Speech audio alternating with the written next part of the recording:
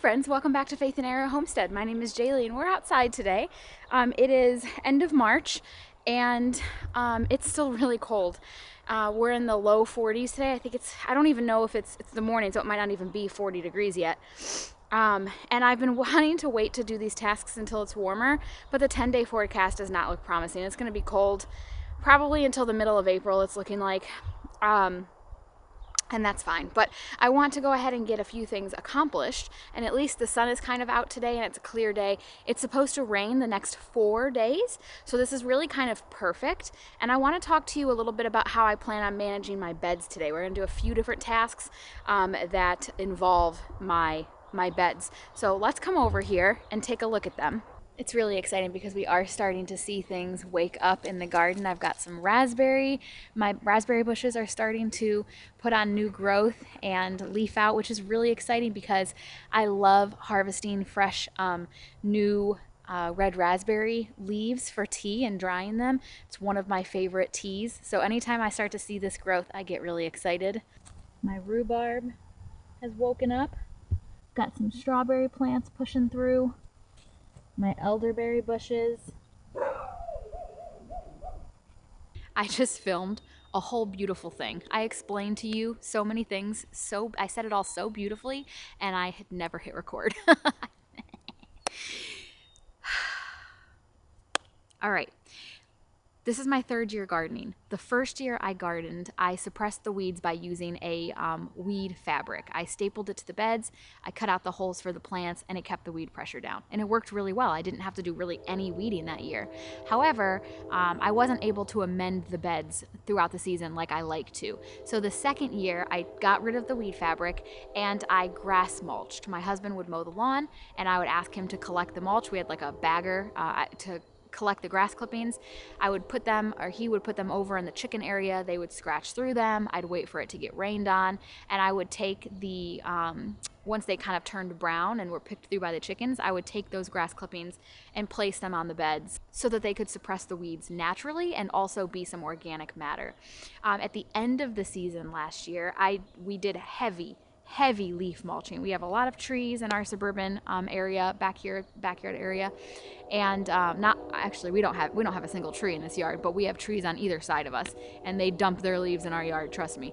And so we use those leaves as a winter bed protection. I don't plant any cover crops, at least I haven't yet, and it did a really great job protecting the beds, suppressing the weeds, and adding organic matter. So as you can see here, this is all broken down leaf mulch and grass clippings.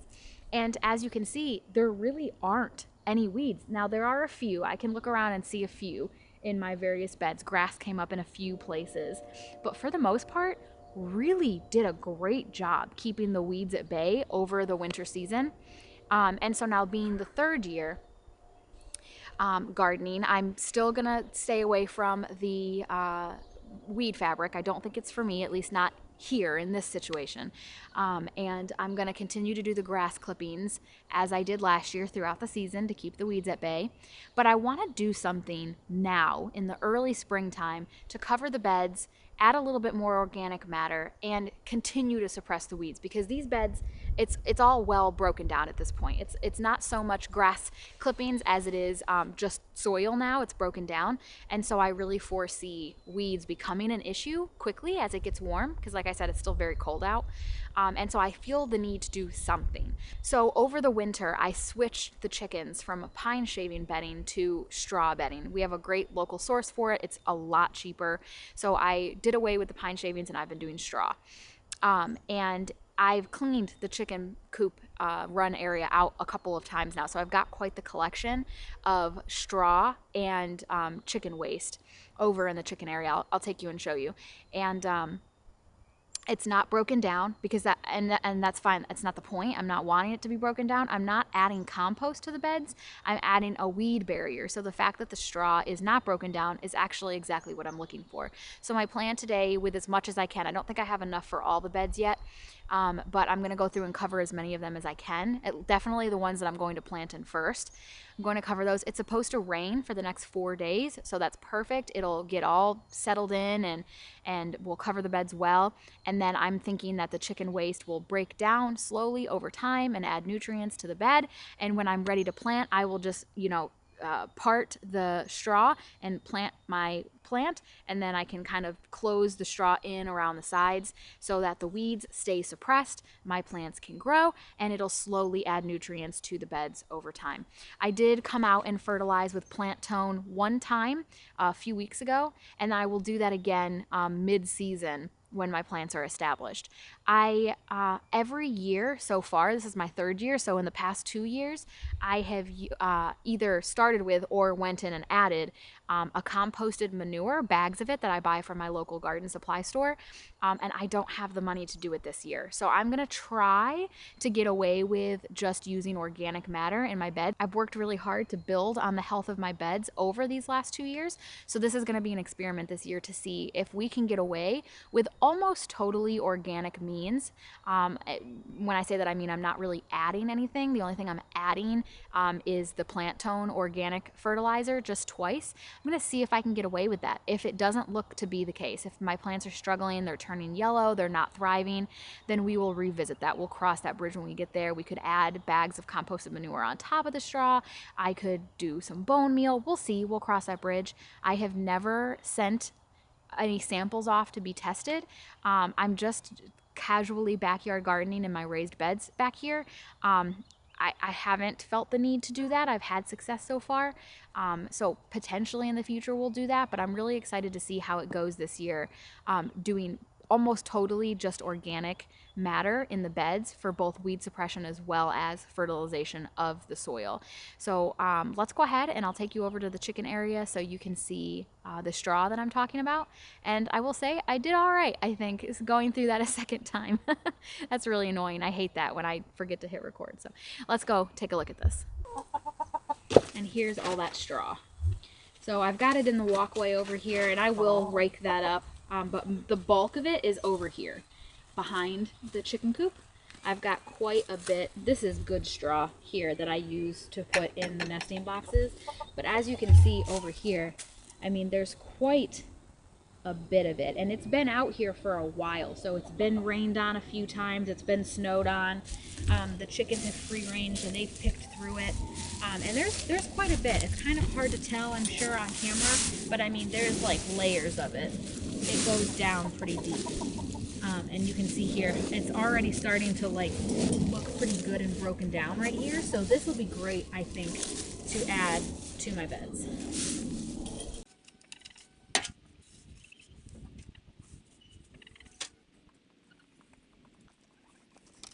So this bed is a good example of one that has quite a bit of weeds. And these are the little helicopters that I'm talking about.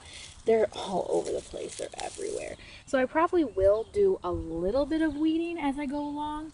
The ground's pretty dry, so that came out pretty easy. Yeah, I probably will go through and pull out some of these, but mostly I'm just going to cover with the straw and see if I can't choke them out. This is a head of garlic that was left in from last year. So I probably will do a little bit of weeding, but mostly I just want to cover it with the straw.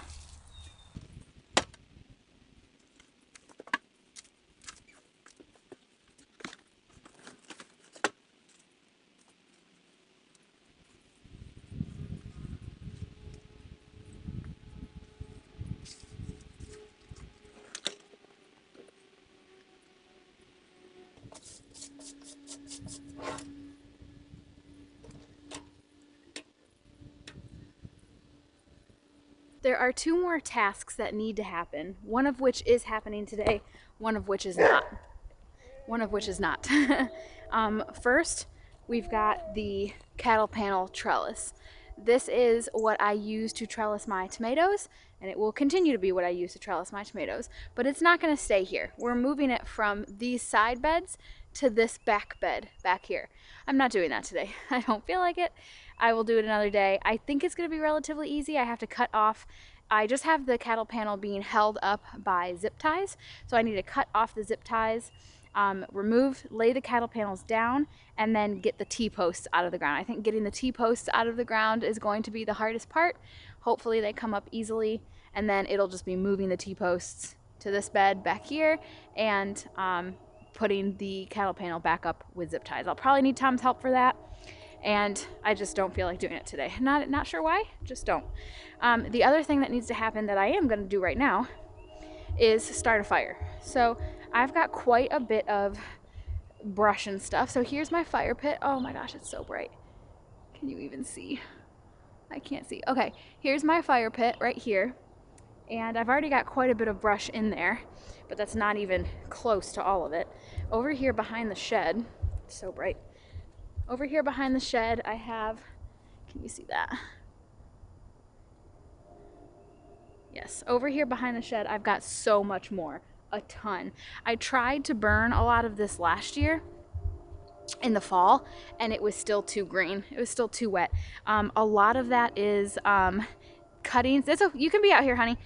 A lot of that is cuttings from when I pruned my raspberry bushes. That's what a lot of it is, but the rest of it is just plants from the garden, because I don't rip them out at the roots. I cut them so the roots stay undisturbed in the soil and can build soil health.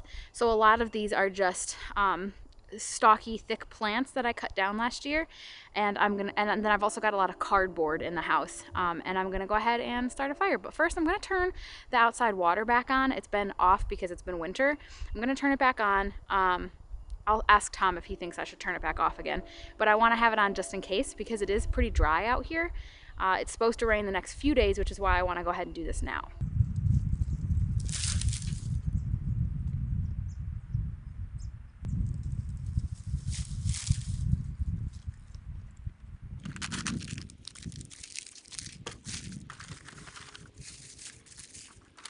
This might be overkill, but I'm worried about how dry it is, so I'm just going to get the surrounding ground wet.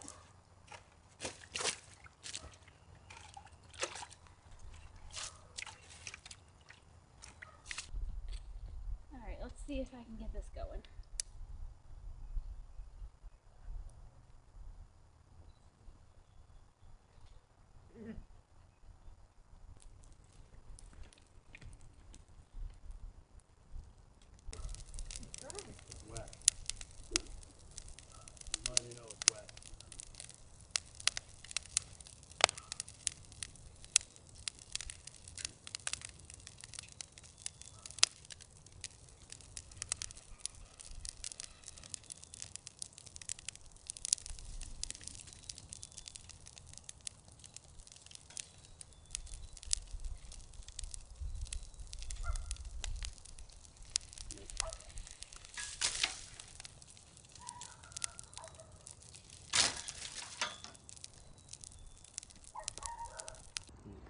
This is cool. I'm not sure if you'll be able to see it on camera. This is a sunflower stalk, and it's hollow, and the smoke is coming out of the hollow stalk. That's neat.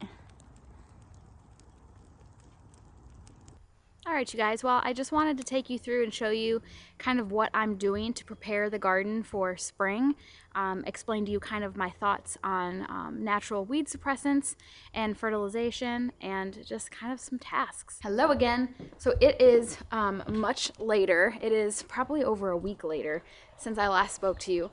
But I haven't gotten around to editing the last of that yet, so I'm just going to tack this on.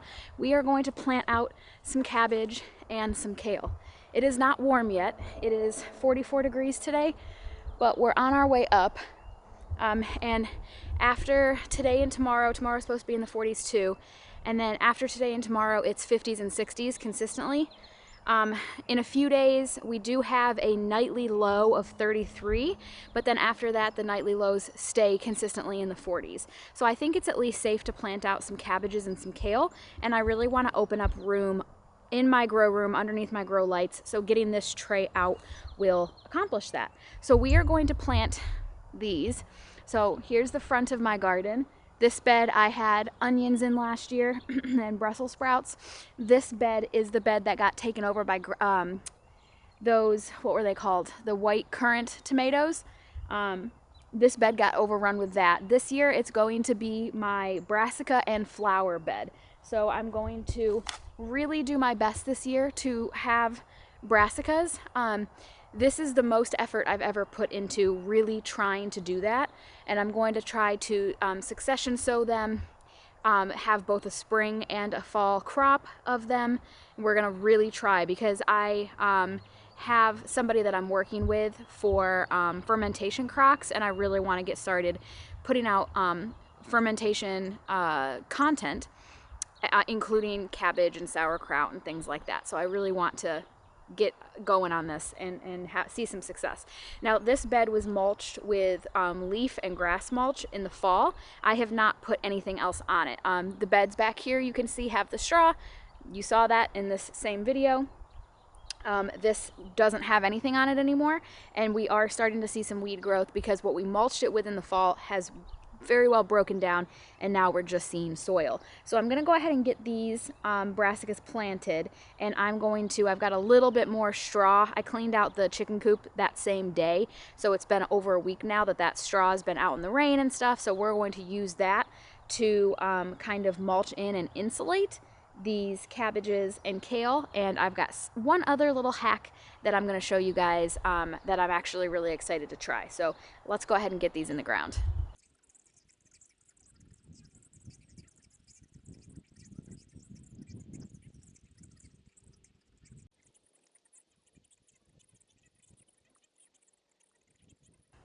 That is the very first thing that I have planted out in the garden this 2024 season, and I cannot wait to see what we can get to grow this year. I absolutely just adore gardening, and I'm so excited to be out here. Even though it's cold and my hands are cold, it feels so good to get something in the ground.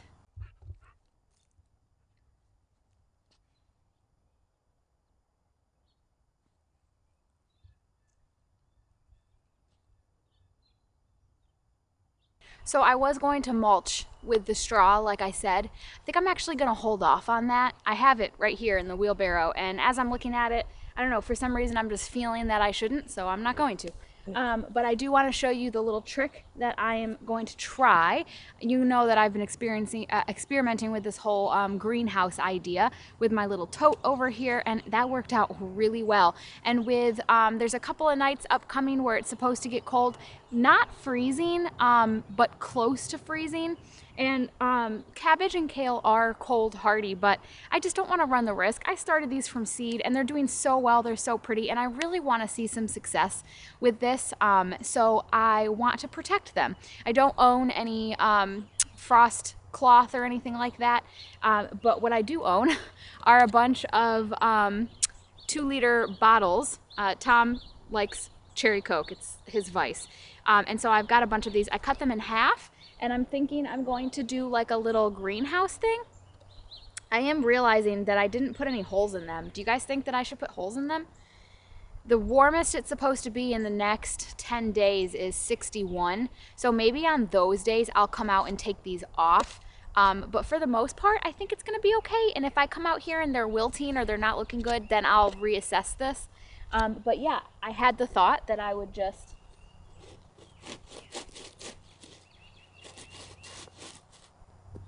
like that and have like a little greenhouse. What do you guys think? Has anybody ever done anything like this before? I don't even know where I got the idea. I don't think I saw it anywhere. I think I just kind of like, I don't know, had the idea. Oh, I know why I thought of it. I know that a lot of people start seeds in milk jugs, and I kind of was like, well, what's the difference? Why can't I just put it in the ground and put the milk jug over top of it? Does that have the same effect? So anyway, we're gonna try this to keep those safe, and I've got a bunch of them. Some of them have the tops, so for those I can actually take the tops off and vent them that way. But if I'm thinking that the ones that don't have the tops really need to be vented, I'll either come out and take them off, or maybe I will add some holes in them. I am twisting it so that it's in the ground because we do get wind here. So by twisting it in the ground, hopefully that'll help it stay and not blow off.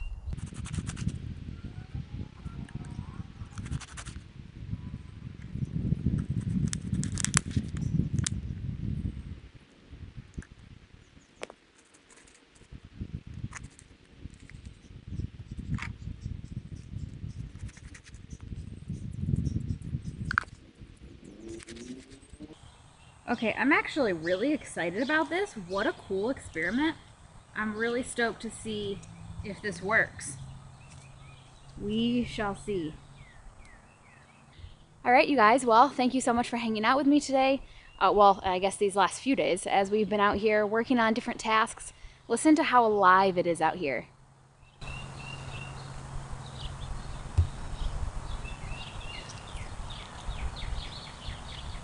All the sounds of spring and life. It brings me so much joy. Oh, I love being out here. The sun is peeking its head out and we are getting garden tasks accomplished. It's so exciting. Thank you guys for hanging out with me. I can't wait to see you in my next video. Have faith and keep moving forward. Bye.